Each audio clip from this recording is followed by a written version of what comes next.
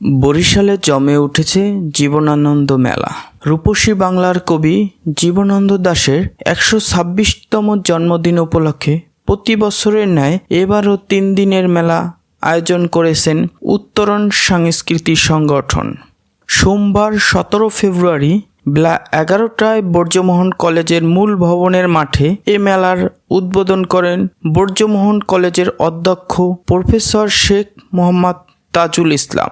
কবি জীবনানন্দ দাশের ১২৬তম জন্মবার্ষিকী উপলক্ষে বরিশাল ব্রজমোহন বিএম কলেজের উত্তরণ সাংস্কৃতিক সংগঠনের উদ্যোগে সোম থেকে বুধবার ১৭ ফেব্রুয়ারি থেকে ১৯ ফেব্রুয়ারি ৩ দিনব্যাপী এ মেলার আয়োজন করা হয়। মেলায় দেশের ঐতিহ্যবাহী বিভিন্ন পণ্যের পাশাপাশি থাকছে চিত্রাঙ্কন প্রতিযোগিতা, সাংস্কৃতিক অনুষ্ঠান, প্রদীপ প্রজ্বলন, আলোচনা সভা ও বিভিন্ন সাংস্কৃতিক অনুষ্ঠান।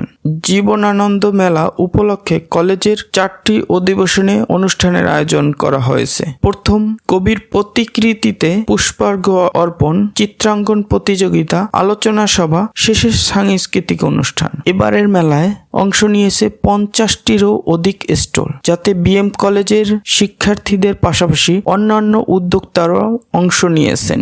সরজমিনে দেখা যায় মেলা উপলক্ষে দর্শনার্থীদের উপচে পড়া ভিড় লক্ষ্য করা গেছে। মেলায় উদ্যোক্তারা বলেন, আসসালামু আলাইকুম, আমি জিয়াদ হোসেন, অনার্স দ্বিতীয় বর্ষ ব্যবস্থাপনা বিভাগ। ১২৬তম জীবনানন্দ দাশের জন্মবার্ষিকী উপলক্ষে উত্তরণ সাংস্কৃতিক সংগঠনের পক্ষ থেকে আজকের এই জীবনানন্দ মেলা সরকারি ব্রজমোহন কলেজ মাঠে। তো এই মাঠে আমাদের ক্ষুদ্র কিছু গল্পকার মিলে আমরা একটি স্টল নিয়েছি এবং আমাদের এই স্টলের নামটা দিয়েছি পাশের দোকানে যাবেন না।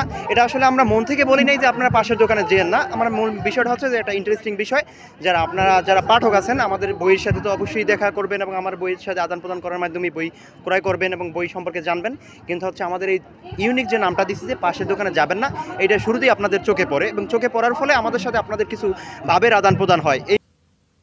বরিশাল থেকে মোহাম্মদ পারভেজ শিকদার, নিউজ ডেস্ক, বিজলি টিভি।